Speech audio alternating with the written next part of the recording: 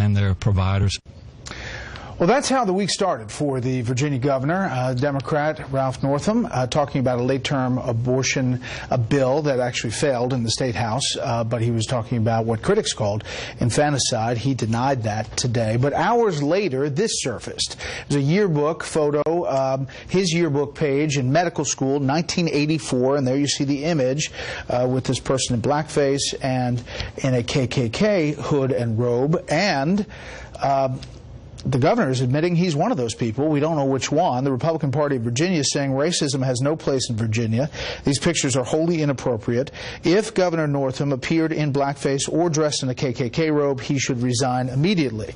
Well, the governor released a statement during this show saying, "I'm deeply sorry for the decision I made to appear as I did in this photo and for the hurt that decision caused then and now. This behavior is not in keeping with who I am today and the values I have fought for throughout my career. But I want to be clear. I understand how this decision shakes Virginians' faith in that commitment. I recognize that it will take time and serious effort to heal the damage this conduct has caused." As you can imagine, it has also caused a lot of reaction on Twitter and elsewhere. Some of it interesting. Jonah Goldberg, our friend, "Hey, it's Bureau O'Clock. Let's pick this up Monday. It can wait." Not overheard in the Northam comms office. Karen Tumulty, "I don't know how much Ed Gillespie was paying his Oppo research team, but he should immediately demand a refund." Ed Gillespie, the Republican who ran against Northam for governor. Ed O'Keefe, memo to reporters covering statewide campaigns, "Always find the candidates' yearbooks, all of them." And Ben Shapiro, "Brett Kavanaugh's yearbook, though." The controversy, obviously, over the justice now of the Supreme Court. Let's bring in our panel. Matthew Continetti, editor-in-chief of the Washington Free Beacon. Leslie Marshall, Democratic strategist, national security analyst, Morgan Ortagus. Okay. A lot to digest. Thanks for the quick turn on the audible here on the panel. Matthew, your thoughts? Well, it's never a good day for a politician when you're confronted with the yearbook photo and the Washington, D.C. community in your state is trying to figure out whether you were the one in blackface or the one under the Klan hood. This is a terrible end of a week for Northam, a week that didn't start well either, with his comments on it used to be defending partial birth abortion, but Northam seemed to be defending in that radio interview post-birth abortion, otherwise known as infanticide. This is a political career in a death spiral. Leslie, think he steps down? I'm not sure if he will, and honestly, I come from a state that, we're known for our recalls, when we put a movie star in the governor's mansion, and I really think the people need to decide. I don't care if this person's a Democrat or Republican. This is highly offensive. Like you said, he's talking about, he admits he was either in a KKK hood or in blackface. Is there one that's worse than the other for the governor? No. I'm simply saying that if we're going to have a zero-tolerance policy in politics in 2019, that has to be zero tolerance across the board. Whether you're a governor in Virginia, whether you're a congressman like Steve King, there has to be a zero tolerance, and it can't just be Republicans asking for him to resign. It has to be Democrats. But would Republicans be saying the same thing if he had an R next to his name, next to a D? I certainly hope so. But again, the people of Virginia might say, wait a minute, I may be offended by this, but I can forgive him because it was many years ago. He was young and foolish. He feels differently. He's apologized. Yeah. All I know is that the coverage of this would be a lot different if it was in a different prism. If it was a Republican governor, I think it might be leading a lot of the newscasts that it's not leading currently.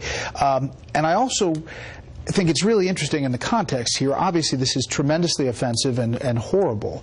But the earlier comments about what many considered infanticide, about keeping a baby comfortable outside the womb and then making a decision whether to move forward with killing that baby, didn't get a lot of coverage comparative to this, which is getting an outroar. Well, I think we should, we should just be forthright here, and he should resign. I mean, it doesn't matter if you're a Republican. It doesn't matter if you're a Democrat. There's no excuse to this picture, which did not take place in the 1950s or 60s. This was in 1984. This wasn't in high school. This was in a medical school yearbook, and there was a wonderful young man who's about 40 years old named Justin Fairfax, who's the Lieutenant Governor of Virginia, a young African-American man who I might add, who I think could gracefully take over right away and lead Virginia in a much better place than the governor has. And I think that many people, no matter where you stand on abortion, are pretty shocked and appalled when you talk about things about third trimester abortion, when you talk about potentially babies that could be born and could live full human lives,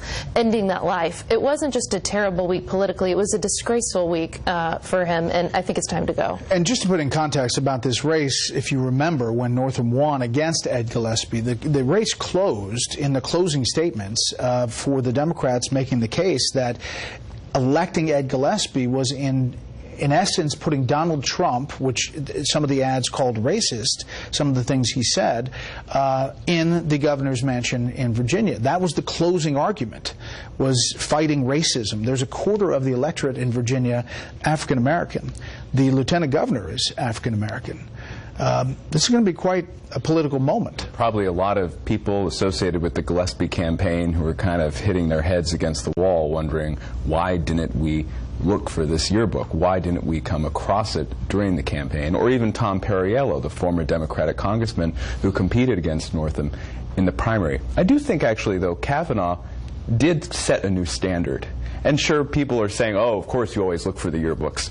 Well, there used to be you were able to skate off by what you did in college, certainly by what you did in high school. But after Kavanaugh and the nuclear bomb of his hearings, now anyone in public life has to be sure that their yearbooks are clear of any inappropriate I guarantee you that the material. 2020 candidates going, have we checked the yearbooks? Right. Did we get the yearbooks? Right now. Yeah, Right and now. if you're watching and you're deciding to run for president and you were pictured in blackface next to a Klan member, don't run for office. Yeah, exactly. All right, does he stay or go?